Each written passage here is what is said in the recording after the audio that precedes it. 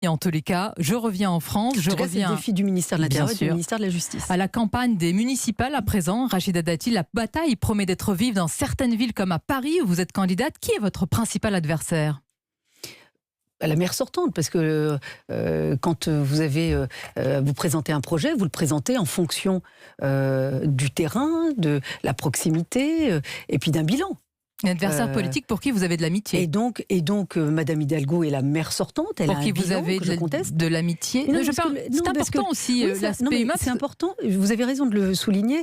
Pourquoi ? Parce que, évidemment, je suis en campagne, et puis certains disent « Ah mais non, mais elles sont amies ». Mais non, ils vont plus loin. Ils disent « Elles sont alliées de circonstances dans la mise en place d'un duel droite-gauche qui vous arrangerait toutes les deux ». Hidalgo, Dati, même combat, disent-ils. Alors vraiment vous leur répondez ? Pas du tout le même projet. Vous avez vu le projet que j'ai pu présenter. Peut-être le même combat. Non, mais je sais que pour certains, et certains candidats d'ailleurs, ils sont très choqués qu'on puisse se respecter.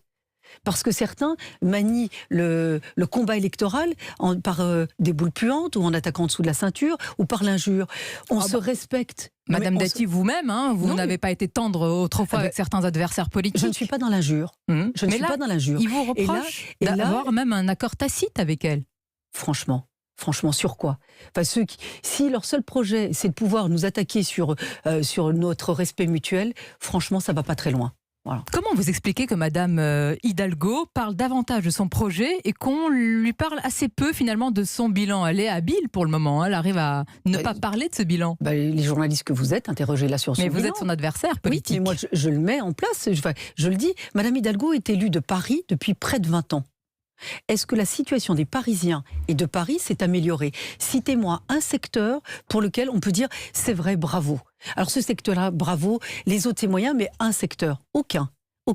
Même pour ceux qui sont pour une piétonisation davantage du centre-ville, pour une Paris-ville 100% vélo, il y en a. Alors, quelle est la contrepartie du vélo ? On peut être favorable. Quelle est la contrepartie du vélo ? C'est effectivement des embouteillages à l'infini. Comme dirait, je vais citer le Canard enchaîné, qui a dit, vraiment, Madame Hidalgo a créé l'embouteillage de nuit.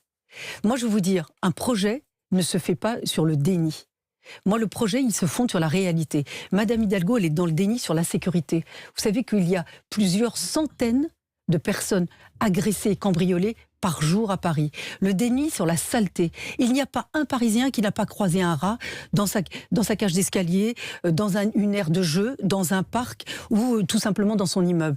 Un déni évidemment sur la dépossession de l'espace public. Nous avons plus de 3000 migrants aux portes de Paris, sans compter ceux qui squattent les halls d'immeubles. Un déni sur les familles. Quand on voit que 12 000 habitants quittent Paris tous les ans sous la contrainte. Un déni sur la gouvernance. Quand on est à plus de 6,5 milliards de dettes. Malgré cette litanie de déni, qu'est-ce qui se passe ? Anne Hidalgo est en bonne voie pour être élue de nouveau. Écoutez, ça vous surprend ? Ça vous interpelle ? Les Parisiens sont mobilisés. Moi, je dis aux Parisiennes et aux Parisiens, il est indispensable de sauver Paris. Je vais vous donner un exemple. Je suis allée à la cité Rosa Parks, comme la cité Perruchot, qui n'est pas très loin d'ici. C'est des centaines d'immeubles, des centaines de locataires qui sont dans des logements sociaux, puisque la mairie de Paris, Anne Hidalgo, dit formidable politique du logement. Et vous allez croiser le fer sur ces différents sujets. Non, juste un exemple. Non, c'est important de le dire. Vous avez des centaines de locataires qui payent leur loyer, qui n'ont pas d'ascenseur, qui n'ont pas de chauffage depuis 4 ans, qui n'ont pas d'eau chaude. Rachida Dati, on arrive à la fin de l'entretien. Je voudrais terminer. Ils sont écœurés et disent on ne vote plus. Je vous incite à voter justement.